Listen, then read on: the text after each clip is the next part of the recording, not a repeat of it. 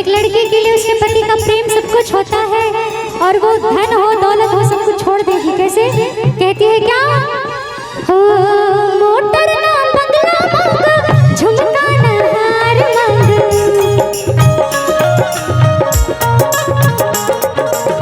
Motor ना बंगला मांग,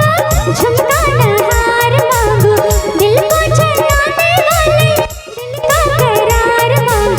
सैया पे कर दे मेरे थोड़ा सा प्यार मांग, सैया पे कर दे मेरे थोड़ा सा प्यार मांग, किस्मत बना दे मेरी दूरी मिटा दे अभी, किस्मत बना दे अभी दूरी मिटा दे अभी, तेरे लिए सगाई मेरी जवान, हाय रे मैं तेरे कुर्बान, हाय रे मैं तेरे कुर्बान।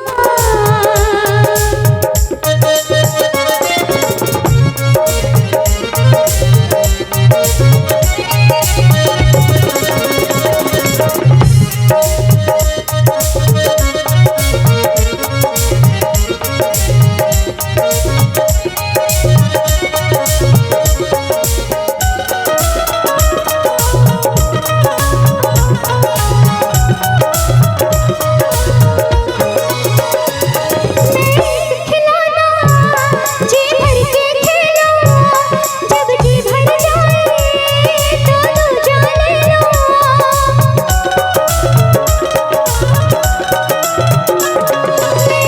खिलौना जी भर के खेलो, जब जी भर जाए तो दूजा ले लो, हंस हंस के हम सहते जाए, खिलने से पहले